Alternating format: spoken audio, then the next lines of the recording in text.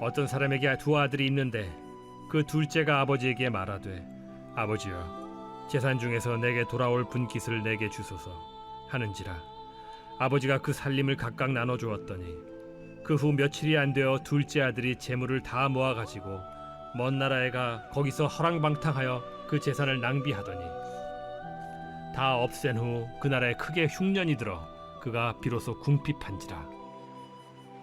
가서 그 나라 백성 중 한 사람에게 붙여 사니 그가 그를 들로 보내어 돼지를 치게 하였는데 그가 돼지 먹는 쥐엄 열매로 배를 채우고자 하되 주는 자가 없는지라. 이에 스스로 돌이켜 이르되 내 아버지에게는 양식이 풍족한 품꾼이 얼마나 많은가. 나는 여기서 줄여 죽는구나. 내가 일어나 아버지께 가서 이르기를 아버지 내가 하늘과 아버지께 죄를 지었사오니 지금부터는 아버지의 아들이라 일컬음을 감당하지 못하겠나이다. 나를 품꾼의 하나로 보소서 하리라 하고 이에 일어나서 아버지께로 돌아가니라. 아직도 거리가 먼데 아버지가 그를 보고 측은히 여겨 달려가 목을 안고 입을 맞추니 아들이 이르되 아버지 내가 하늘과 아버지께 죄를 지었사오니 지금부터는 아버지의 아들이라 일컬음을 감당하지 못하겠나이다 하나 아버지는 종들에게 이르되 제일 좋은 옷을 내어다가 입히고 손에 가락지를 끼우고 발에 신을 신기라. 그리고 살찐 송아지를 끌어다가 잡으라. 우리가 먹고 즐기자. 이 내 아들은 죽었다가 다시 살아났으며 내가 잃었다가 다시 얻었노라 하니 그들이 즐거워하더라. 맏아들은 밭에 있다가 돌아와 집에 가까이 왔을 때 풍악과 춤추는 소리를 듣고 한 종을 불러 이 무슨 일인가 물은데 대답하되 당신의 동생이 돌아왔음에 당신의 아버지가 건강한 그를 다시 맞아들이게 됨으로 인하여 살찐 송아지를 잡았나이다 하니 그가 노하여 들어가고자 하지 아니하거늘 아버지가 나와서 고난데 아버지께 대답하여 이르되 내가 여러 해 아버지를 섬겨 명을 어김이 없거늘 내게는 염소 새끼라도 주어 나와 내 벗으로 즐기게 하신 일이 없더니 아버지의 살림을 장녀들과 함께 삼켜버린 이 아들이 돌아오매 이를 위하여 살찐 송아지를 잡으셨나이다. 아버지가 이르되 예 너는 항상 나와 함께 있으니 내 것이 다 네 것이로되 이 내 동생은 죽었다가 살아났으며 내가 잃었다가 얻었기로 우리가 즐거워하고 기뻐하는 것이 마땅하다 하니라.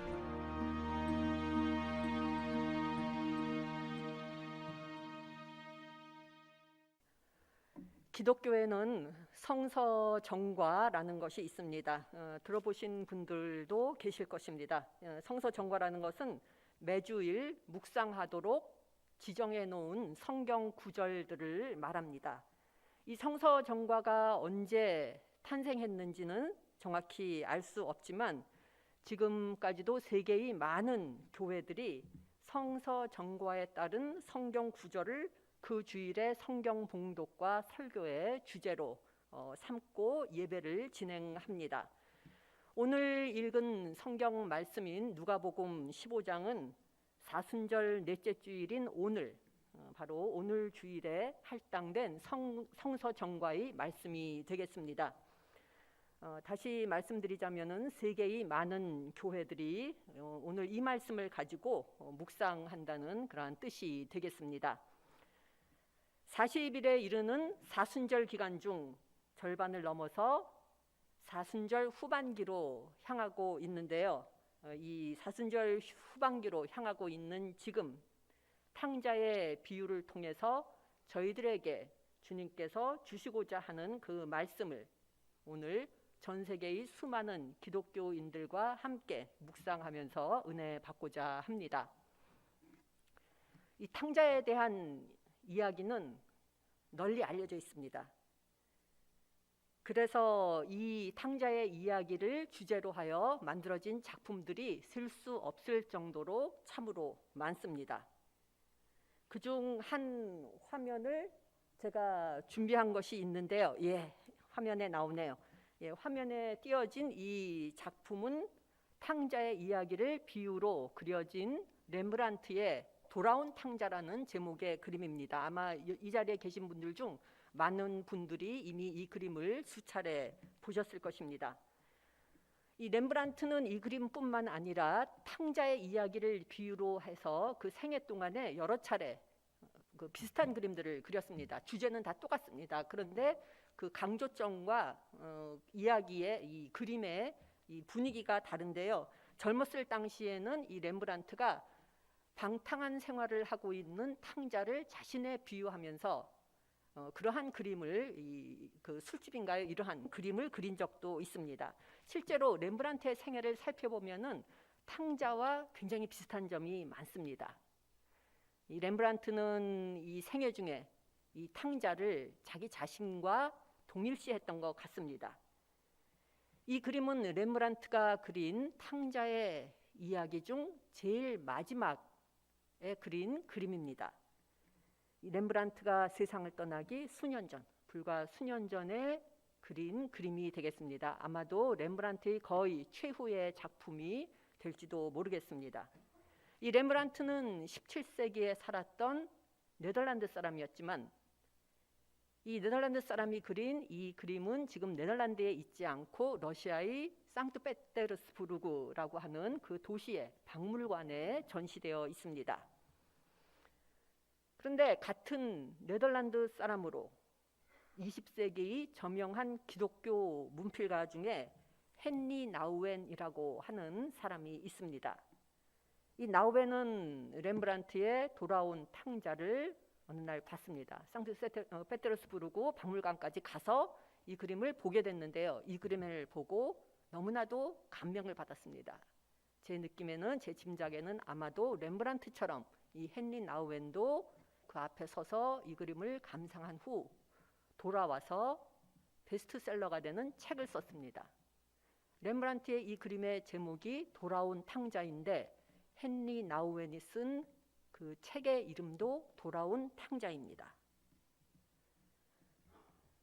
17세기 사람인 렘브란트가 세상을 떠나기 불과 수년 전에 이 그림을 그렸던 것처럼 같은 네덜란드 사람으로 20세기 기독교 문필가인 헨리 나우엔도 세상을 떠나기 수년 전에 돌아온 탕자라는 제목의 책을 썼습니다.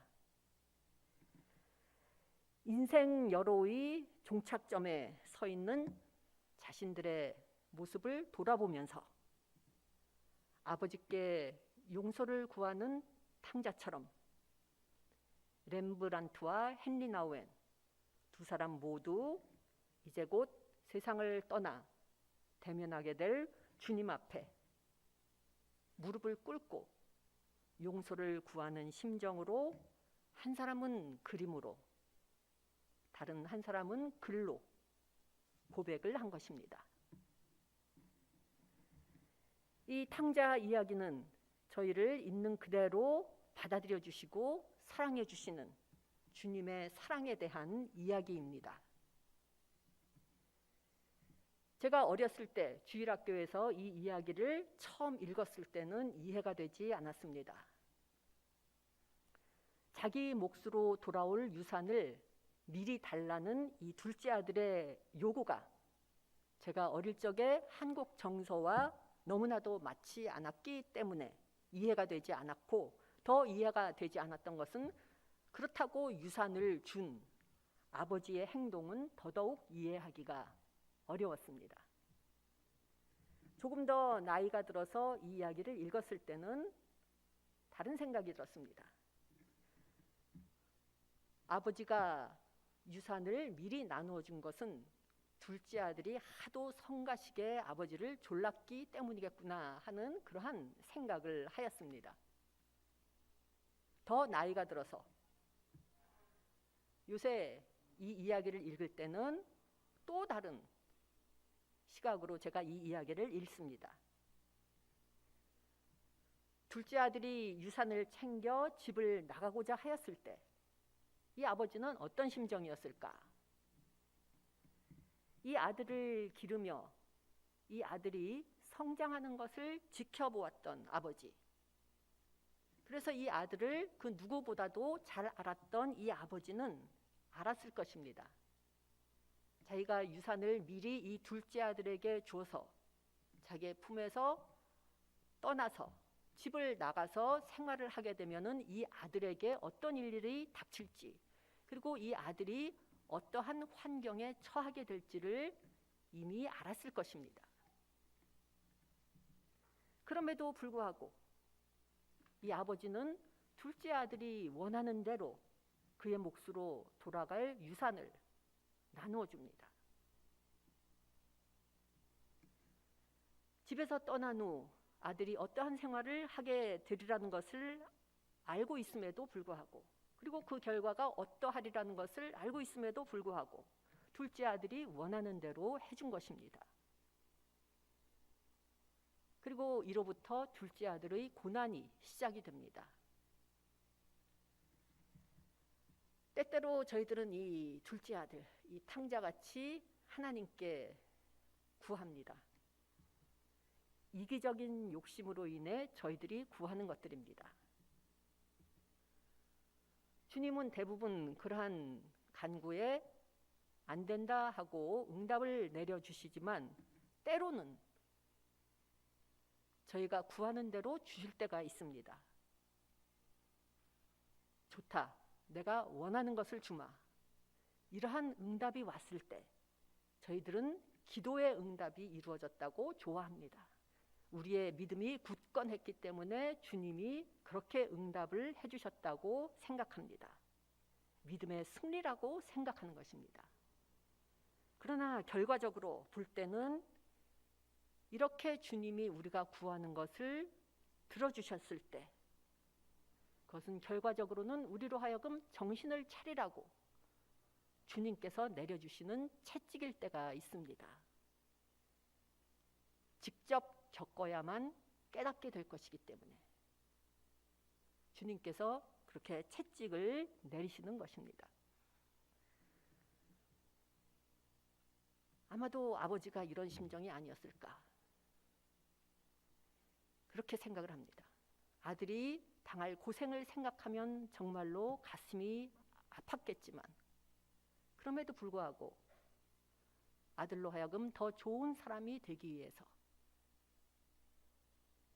그래서 유산을 나누어주고 그러한 고생을 겪는 것을 그냥 내버려 둔 것이 아닐까, 그렇게 생각을 합니다. 이 오늘 이야기에 나오는 이 사람들은 모두 유대인들입니다. 유대인들이 가장 기피하는 동물이 있습니다. 바로 돼지입니다. 그래서 유대인들은 오늘날까지도 돼지고기를 절대로 먹지 않습니다. 그런데 이 아버지의 집을 떠나 방탕한 생활을 하던 이 둘째 아들은 어떻게 됐나요? 결국은 유대인들이 가장 싫어하는 돼지를 치는 그러한 사람이 되어버리고 말았습니다. 자기의 가진 것을 모두 탕진한 후에 어떻게 할 수가 없어서 돼지치기가 된 것입니다. 유대인들이 가장 기피하는 직업, 이 바로 돼지치기인데 바로 이 돼지를 치는 사람이 된 것입니다. 돼지를 치면서 이 둘째 아들은 아버지의 집에 있을 때의 생활을 떠올립니다. 아버지의 집에서는 가장 밑바닥에 있는 사람들도 자기의 지금 처지보다 더 나았는데 하는 깨달음을 얻게 됩니다.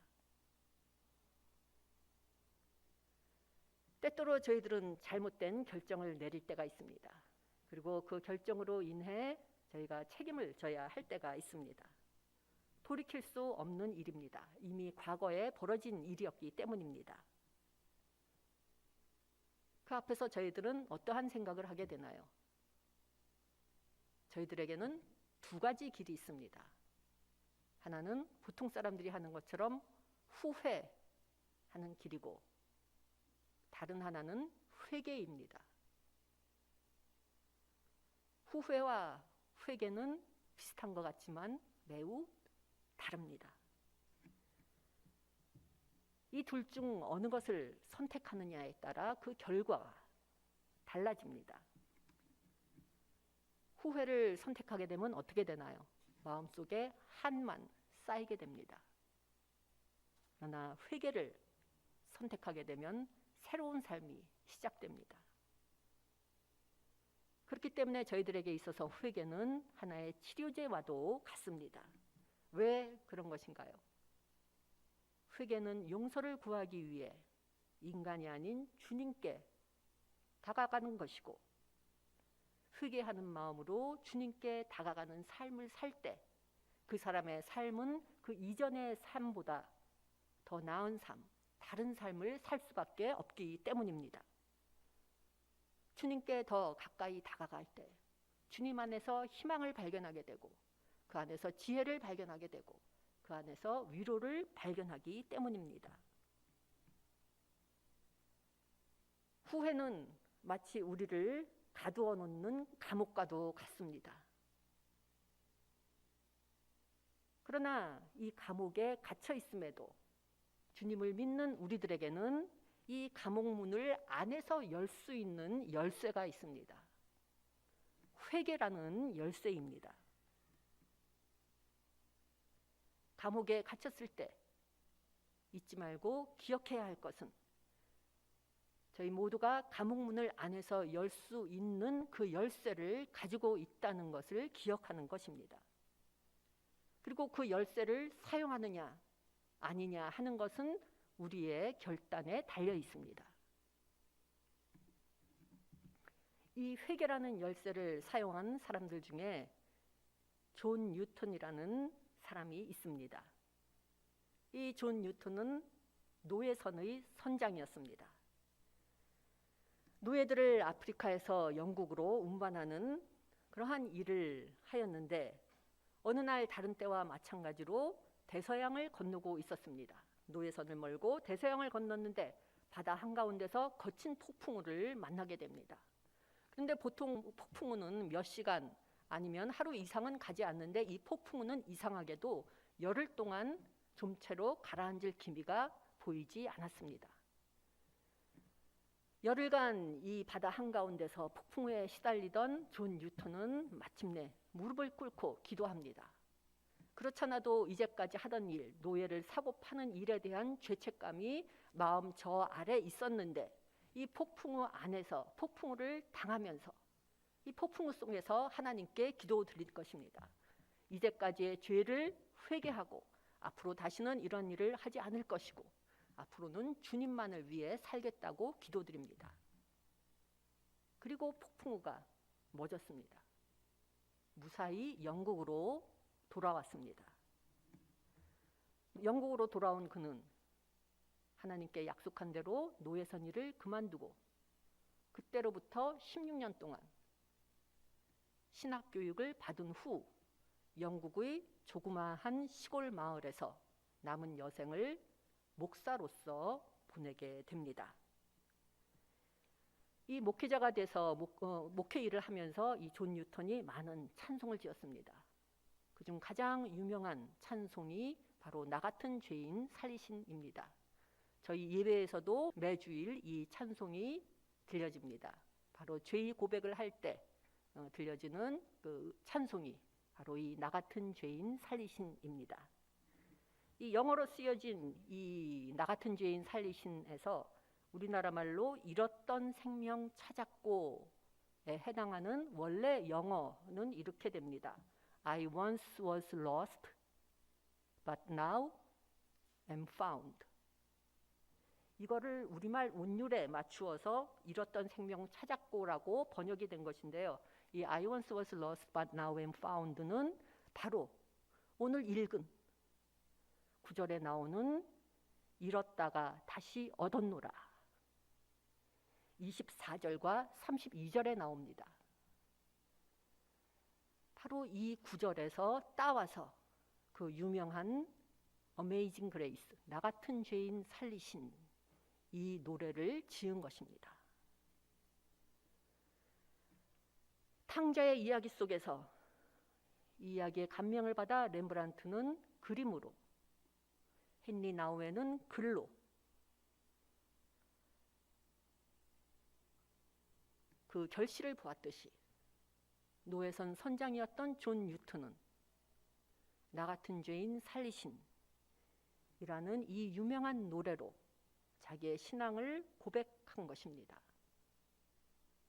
렘브란트, 헨리 나우엔, 존 뉴턴, 세 사람이 살던 시대는 다르고 이 세 사람의 삶이 각각 서로 매우 다르지만 이 세 사람의 공통점은 자기들을 이 탕자에 비유했다는 것입니다. 돼지를 치며 가장 밑바닥에서 생활을 하고 있던 이 아들은 드디어 집으로 돌아갈 결심을 합니다. 아버지의 집에서는 가장 비천한 하인도 자기보다 낫다 하는 것을 깨닫고 드디어 집으로 돌아가겠다고 결심합니다. 회개한 것입니다. 아들은 비참한 상태로 집으로 돌아와 아버지 앞에 무릎을 꿇고 용서를 구합니다.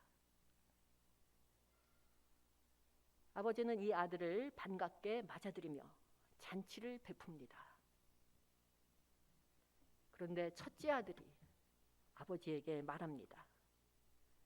내가 여러 해 아버지를 섬겨 명을 어김이 없거늘 내게는 염소 새끼라도 주어 나와 내 벗으로 즐기게 하신 일이 없더니 아버지의 살림을 삼켜버린 이 아들이 돌아오매 이를 위하여 살찐 송아지를 잡으셨나이다.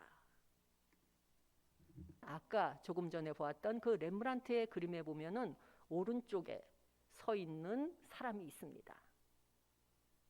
굉장히 비판적이고 정죄하는 듯이 이렇게 팔짱을 끼고 서 있는 사람인데요. 이 사람이 바로 첫째 아들입니다. 첫째 아들은 세상에서 흔히 말하는 모범 아들입니다. 둘째 아들은 탕자입니다. 그리고 세상적 시각에서는 이 둘째 아들만 문제아이고 탕자라고 이야기합니다. 하지만 돌아온 동생을 여전히 문제아라고 정죄하면서 배척하는 첫째 아들 역시 탕자일 것입니다. 둘째 아들이 탕자인 것처럼 첫째 아들도 역시 탕자인 것이고 둘째 아들이 아버지의 용서가 필요한 것처럼 첫째 아들 역시 아버지의 용서가 필요합니다. 탕자인 둘째 아들이 병든 마음에 대한 치유가 필요한 것처럼 첫째 아들도 그 병든 마음에 대한 치유가 필요합니다. 저희 모두는 첫째 아들일 때가 있고 때로는 둘째 아들일 때가 있습니다. 첫째 아들과 같은 태도와 자세로 살아갈 때가 있고 반대로 둘째 아들과 같은 생각과 생활을 함으로 탕자일 때가 있습니다. 요나도 똑같았습니다. 하나님 앞에서 도망치는 요나, 둘째 아들일 때의 요나입니다. 그런가 하면은 하나님께서 니느웨 백성들에게 은혜를 베풀어서 그 죄를 사하여 주었을 때 하나님의 그 용서하심에 화를 내는 요나, 첫째 아들의 모습을 봅니다.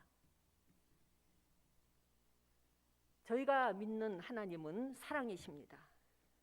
이 주님의 사랑은 저희들 인간의 제한적인 사랑과 다릅니다. 저는 이 하나님의 사랑을 바다에 비유합니다. 바다는 어떤가요? 해변에 서서 바다를 바라보면 바다가 어디서 시작되는지는 보이지만 그 바다의 끝이 어디인지는 볼 수가 없습니다. 하나님의 크신 사랑이 마치 이와 같습니다. 우리 인간들은 만약 내가 이러이러하면 내가 너를 사랑하리라 이렇게 이야기하지만 하나님께서는 그렇게 말씀하지 않으시고 내가 이러이러함에도 불구하고 내가 너를 사랑하노라 이렇게 말씀하십니다. 인간인 우리들은 사랑을 받기 위해서 사랑하지만 주님께서는 사랑이시기 때문에 사랑하기 위해 사랑하십니다. 저희들은 우리의 선함으로 인해 주님의 사랑을 받는 것이 아니라 주님의 사랑을 받기 때문에 우리가 선한 사람이 되는 것입니다. 저희 모두는 주님의 사랑이 필요한 존재들입니다. 그리고 저희 모두는 주님의 용서가 필요한 사람들입니다. 그러한 저희 모두에게 주님께서 말씀하십니다. 나에게로 돌아오라. 수고하고 무거운 짐진 자들아, 나에게로 돌아오라. 회개는 몸을 돌이킨다는 뜻이죠. 이 회개는 하나님께로 돌아가는 첫걸음입니다. 이 사순절 기간 동안 주님의 부르심에 응답하여 회개로서 주님께 돌아가 주님의 은혜와 사랑 속에 온전함을 회복하는 저희 모두가 되기를 간절히 기원합니다. 기도 드리시겠습니다. 은혜로우신 주님, 주님의 선하심과 은혜와 자비와 용서와 희생과 주님의 무조건적인 사랑에 감사드립니다. 이 사순절 기간이 저희들의 회개의 기간이 되게 하여 주시기를 간구합니다.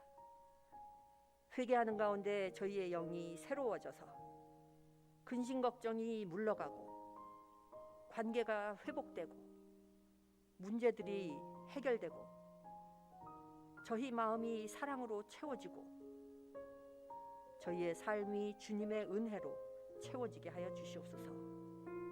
이 모든 말씀 예수 그리스도의 이름으로 기도드립니다. 아멘.